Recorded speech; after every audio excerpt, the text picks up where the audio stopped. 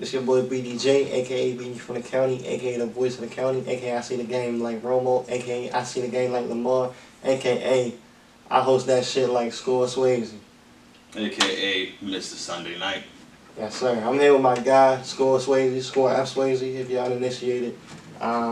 Creative, graphic designer, The whole fucking director, show. like he does a lot of shit. Rapper, producer, event coordinator, content creative, video editor, graphic design, Wrestling theme song maker, documentary creator, like he does it all, man. He's one of the most creative guys I know. Thank you, I appreciate that. We wanted to bring him here for the latest episode of our Black Business Spotlight because through SwayzeTV Studios, through Inside the Rapper Studio, which is approaching season 2. Hint, hint, your boy's gonna be hosting that one. Shout out to Score for the blessing.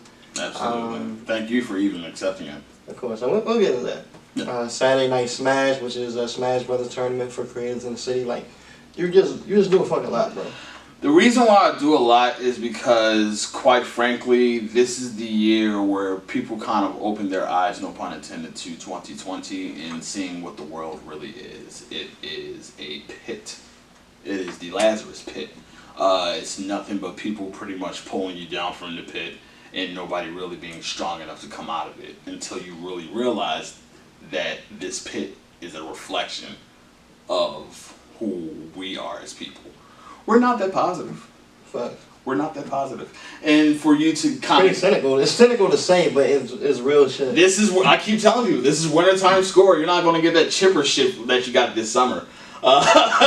Basically, like all it really is just like realizing how dark this world is and using that to your pretty much momentum to pull yourself out of that darkness. So how do you personally, how have you looked at the world pretty cynically, pretty like it's a fucked up place? How have you been able to, I guess, compartmentalize that and then move forward into, because while the world's going crazy, I would say that you have had one of your strongest runs, probably your strongest run since I've known you as a creator. You dropped projects this year, you dropped music videos, you launched an interview series, you launched a gaming tournament. So in spite of all the crazy shit that's going around, how have you been able to kind of flip it on its head? I'm going to answer your question with a question. Start to me. Okay, so say for instance you moved in an apartment, right? Right. You don't like how things are going on in that apartment and you can't really change it because you can't go to each and every neighbor and say, hey, can you do this, can you do that? What would you do? Just move to another woman. There you go. So if you don't like the world that you're in, you create your own. Basically, SwayzeTV is the world that I create. That's why the first slogan for SwayzeTV was watch me. Because this is the world that you're watching. This is the world that you're being introduced to. You're being introduced to all this music. You're being introduced to all this content. You're being introduced to all this creativity from one man. And now that people are starting to watch, I don't really have to say watch me anymore because chances are you're already watching. Now the slogan is, it's just fucking television. Because that's all it really is. Like, when people have their problems in the world, they don't really, like, you know, go to Therapy? Go to therapy, one. They don't really do things to help them. They kind of go to an escape. And television is more than likely their escape. Or YouTube. Or YouTube. So basically this is me creating the world for people to escape to. Because, like, if you think 2020 is bad, you have no idea what we're up against for the rest of the fucking decade. So this is me creating television for people that know how bad things are and want to at least, one, get a different viewpoint on it, or two, get inspired to make their own world like I made my own world through SwayzeTV. So let's go through, I guess, chronologically from 2020. You started SwayzeTV Studios. Well, you're already in SwayzeTV Studios. Right. But you started Inside the Rapper Studios, like the flagship show of that program. SwayzeTV, yep. So then from there you pivoted to Saturday Night Smash was next? Yes, Saturday Night Smash was next. Let's backtrack though, because I want to get into the inception of the interview series. What made you, a rapper, a creative, want to kind of flip the script and interview other rappers and creators? Well, quite frankly, I started Inside the Rapper Studio because SwayzeTV Live, the live performance series that I was making. We got to mention that. Another banger you did this year. It's a bunch of shit. That's why I don't say much. But like I started SwayzeTV Live, the performance series, but due to COVID-19 shutting things down and things like that, I couldn't really host anybody anymore. Right. So I felt like I kind of just like let people down, whereas though like, oh, you don't really have a platform anymore, so I just left people high and dry. So for me, I wanted to still create a platform for people, but at the same time, I didn't want to like water down their art just by performing on a fucking iPhone. You know what I mean? Just shucking and jiving on IG Live and shit like that. So I tried to redact it up north. There you go. You know we're in Channel 5 every Monday at 11. So basically, I just wanted to like create that platform where it was inspired by the late great James Lipton, who passed away this year, which is how long this year has been. It seemed like it was years ago. Yeah, it was host of Inside the Actor Studio. If you don't know, host of Inside the Actor Studio. Exactly. And quick little tidbit. I don't know if anybody realized, in every flyer of Inside the Rapper Studio, James Lipton is in the background of it. Really? Yeah, but in like staticky shit. Oh shit. You can legit look it up. That's a cool Easter egg. Yeah, like I put him in the back because he's kind of the background inspiration of it. So I wanted to take what he did, which is essentially bring on actors onto his show, interview the actors, and have like essentially the class of Pace University, I believe, and talk to them about the process of being an actor, what it takes to be an actor, how Hollywood is, the difference between TV and film and things like that, and transfer that type of knowledge and type of content and conversation into the art form that we do as rappers. Because James Lipton is an actor himself, just like Score Swayze is a rapper himself. So instead of Inside the Actor Studio, you have Inside the Rapper Studio. So that's how I created it. What's some of your highlights from season 1? You did 100 episodes, bro. I did. This man did 100 episodes, 100 interviews, 5 nights a week for...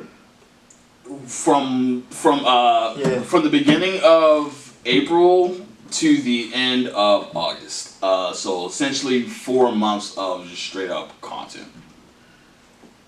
What's some of your highlights? What sticks out? So first highlight was definitely the DDM episode where we discussed his career and things like that, and he talked about like all the work that it took for him to like make it and things like that. And I'm legit sitting here thinking like, God damn, I think I've done everything. I did a fucking wrestling theme. I've made this shit. I've made video games. No, this person has done a lot of shit, and he's dropping a lot of gems. So it was one of the most humbling interviews where I just kind of sat there like, I ain't shit. So I just kind of took there and just like, this is a learning experience. That was one of them. Another one, which is like super personal for me, is the Benning Harding episode, which kind of doesn't seem that like mind blowing and things like that. But I don't know who Benning Harding is. Benning Harding is one of the hardest working rappers in the city. She is also a fashion designer. She also has the brand Lucky 1020. Also has a lot of things going on, such as like beauty, accessories, content, and things like that.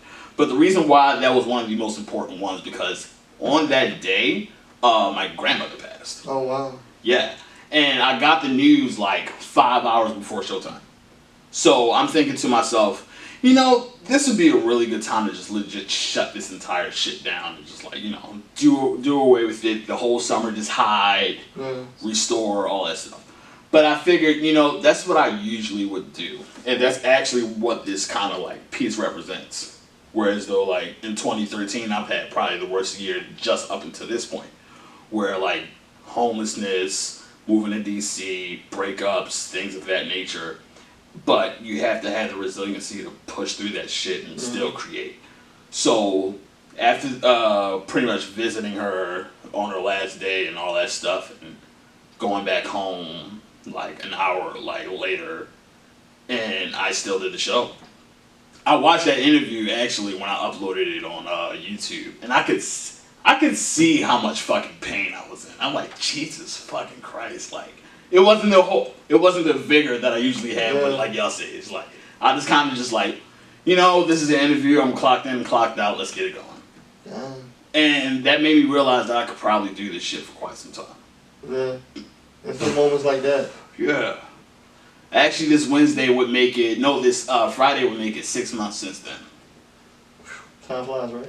Yeah, time does fly. And honestly, it was such a teachable moment. We talked about season 1 of Inside the Rapper Studio. Right.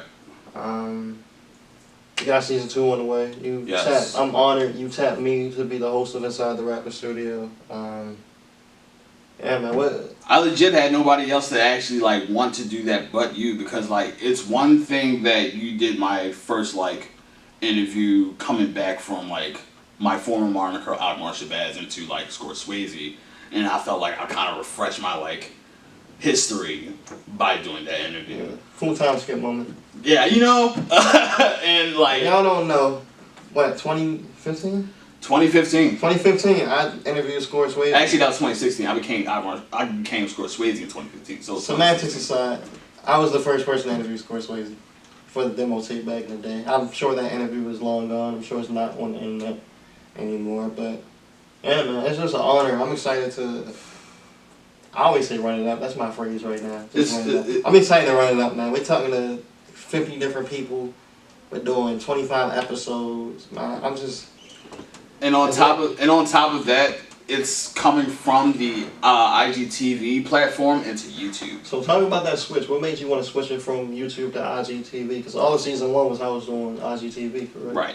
So first of all, I have to give a huge shout out to Grim Year and Quiet Year Records for even inspiring me to do that switch. Because the interview that I did August 12th that I did for them. We did an interview right before, like I had to do an interview for Inside the Rapper Studio, which is hilarious. But I did an interview for them, and like I saw the format for it, and it was so like smooth. It was just like no double screen thing, no long screen. It was a straight shot, whereas though you can blast it on any type of media. You don't have to keep it on like the long screen thing. 1, 2, putting this on YouTube means you can make money off of it. And that, at the end of the day, is kind of what we all really need to start focusing on, especially with this like economic shift that's about to happen. Facts. So for that shift to happen, I kind of just had to make adjustments because, I mean, the IGTV thing is cool, it's live TV. Live TV is very exciting, but at the end of the day, we need formality. And with formality brings change. And I had to make that change to YouTube. I don't know if anybody's been seeing or noticing, my YouTube, I've been putting a lot of shit on the YouTube. All the episodes up to episode 38 of Inside the Rapper Studio are on there. Saturday Night Smash, all the episodes are on there. All my videos are on there, and all my interviews are on there. Let's get into the Saturday Night Smash too, because that's another cool creative endeavor that you launched this year. We already spoke on it a little bit, but again, it's the tournament for creatives to participate in Super Smash Brothers. Talk to me about that. So, basically, all quarantine, all we really did at the house was play Smash. Oh, well. That's all the fuck we did. Like, I would wake up, do my pretty much post for Inside the Rapper Studio, do my daily routine, workout, all that stuff, come back home. Oh, we run a Smash. Oh, I run Smash. Yeah, so like I figured, you know, if we're doing this every fucking day, you might as well make some content out of it. You know, and to make content out of it, you can't just use the people in your house. You want to kind of like spread your wings and like reach out to people. So I wanted to reach out to Baltimore creatives just how I reached out to Baltimore creatives with Inside the Rapper Studio. So it was also another way for people to kind of like come on board and like pretty much like see what goes on through SwayzeTV, whereas though it's not just like music, it's not just interviews, it's not just content. It's essentially television. And that's where the term "it's just fucking television" comes from, because that's all it really is. It's just television. So I brought people on, I played online, I connected with them through their Switch accounts and things like that. Then we had like a small little pushback because I wanted to get the game capture card to like actually record this shit.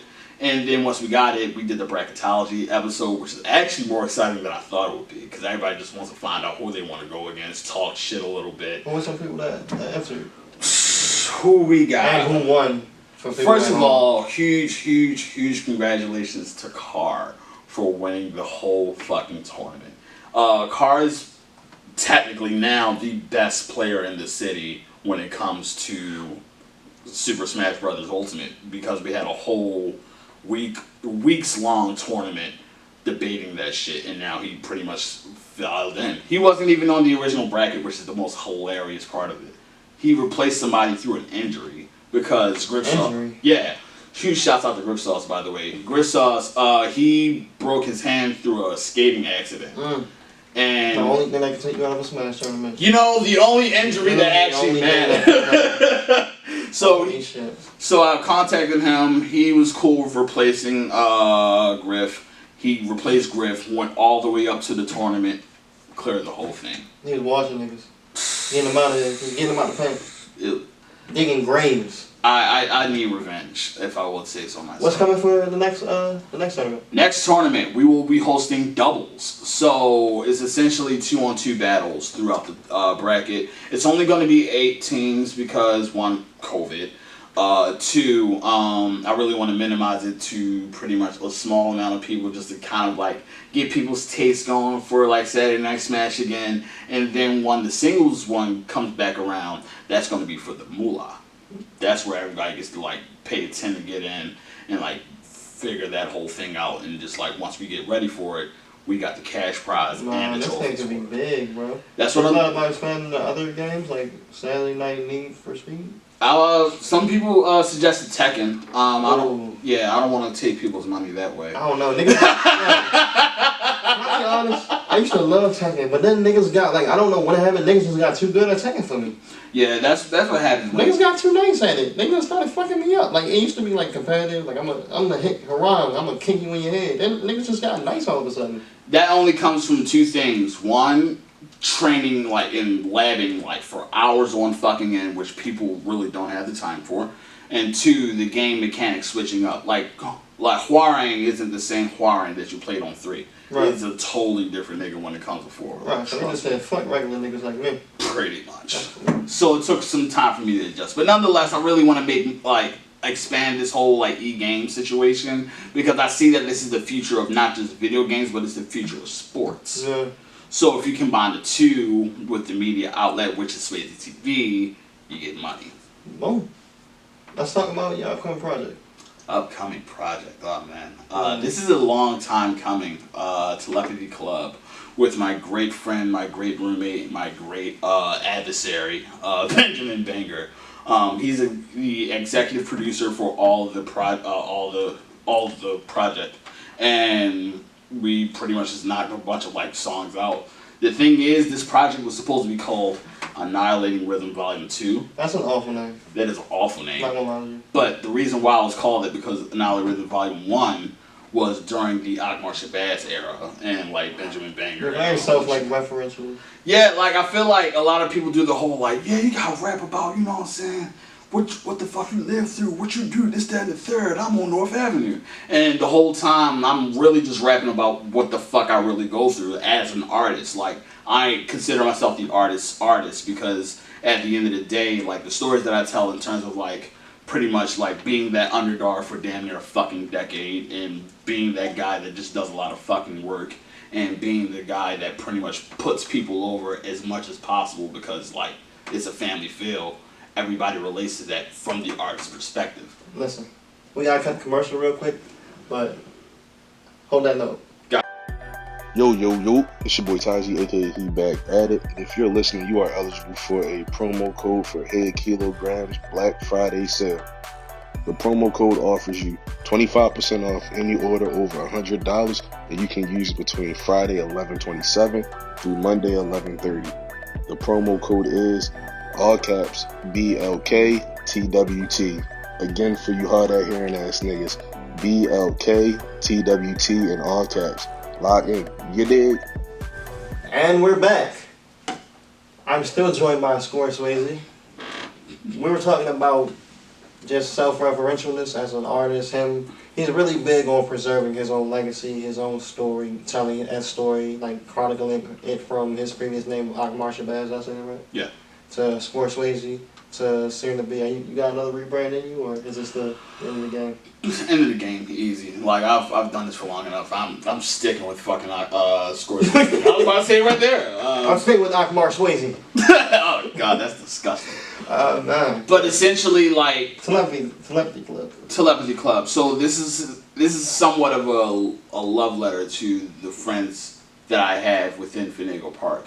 The inspiration came from the show Mob Psycho 100, which keeps in the whole television thing. Is that an anime? Yes. Mob Psycho 100. Mob Psycho 100, which is actually my favorite anime of all time. God damn. Yeah, which kind of makes it kind of a special project for me to work on.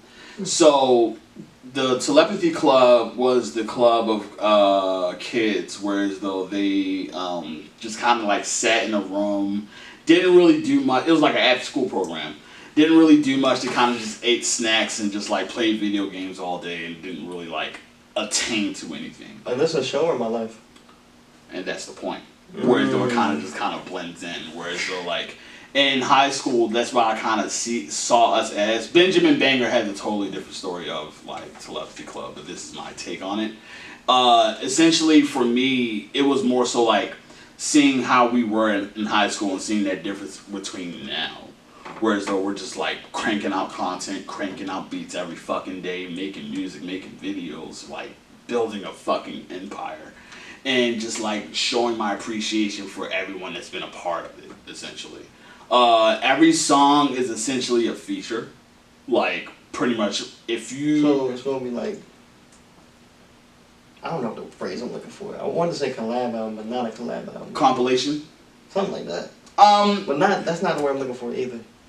I don't know. There's somebody with a lot of features on their shit. Pretty much. Like, I don't really... A Dr. Dre album. Essentially. Whereas though, like, I kind of like wanted to show what everybody could do within the crew. It doesn't even have to be Finagle Park because the lead single was co-produced by somebody in Basement Rap, which is Descendant. Huge shouts out to Descendant and Basement Rap. Shout out to Descendant. Shout out to Basement Rap. And on top of that, like, just showing like love and appreciation for people that's been like building with this entire time. And I felt. So do I get a feature? You want a feature? Yeah. Yeah, I'm gonna just talk though. I'm not gonna rap with no shit like that's what I need you to do. Yeah, I'm gonna talk that. I'm gonna talk that shit for the boys back home. If nobody else got you, BD's got you. Remember that.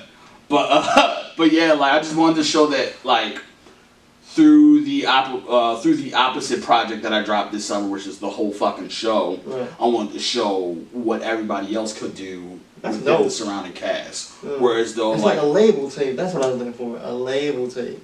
Essentially, like that's how I wanted to build it because like I did a lot of shit with the whole fucking show. I produced it, rapped on it, made the beats. Called Rob Van Dam.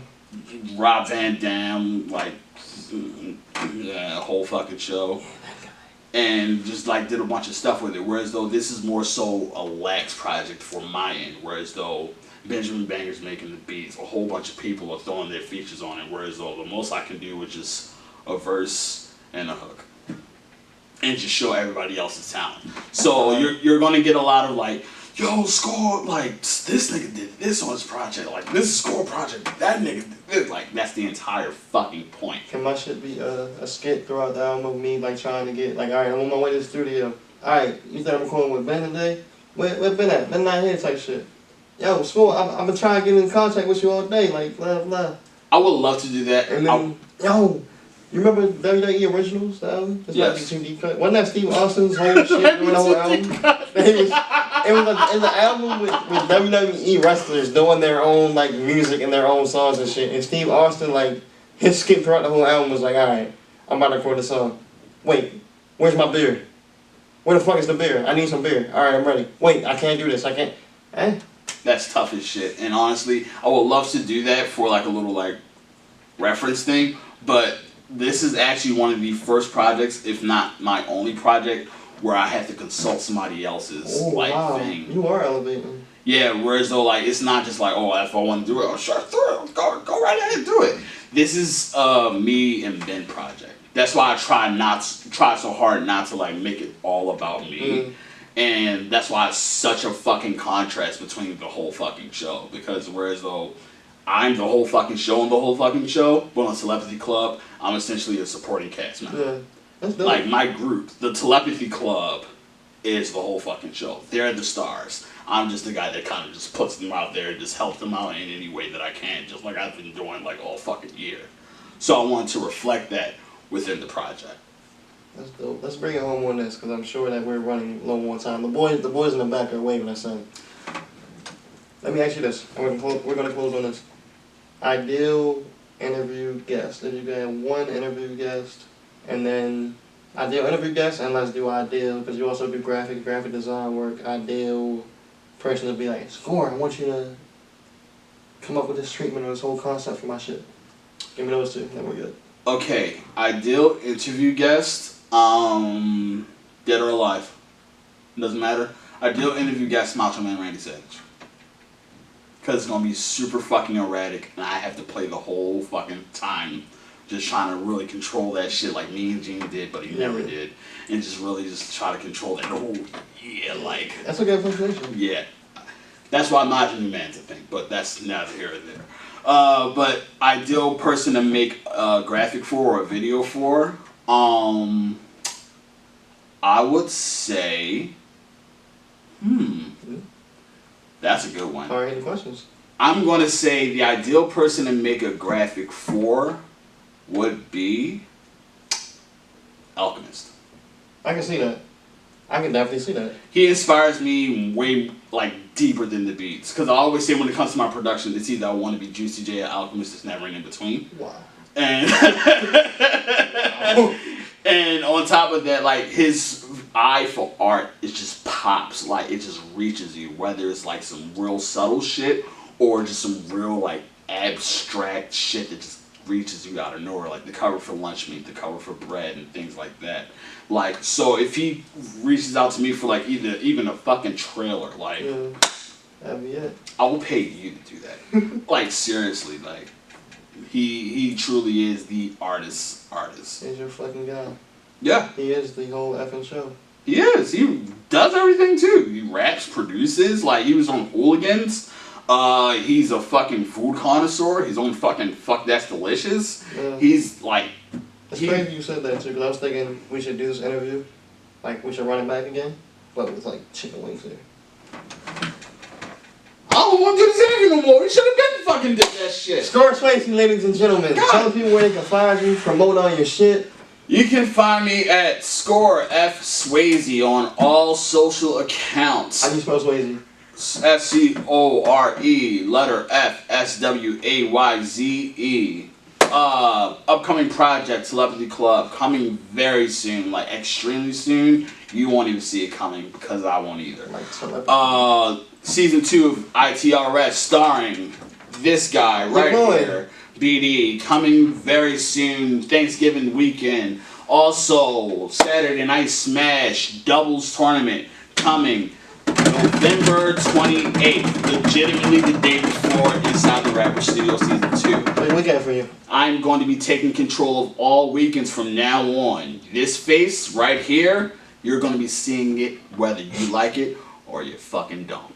You know why? Because I'm the whole fucking show. I could have done a better promo.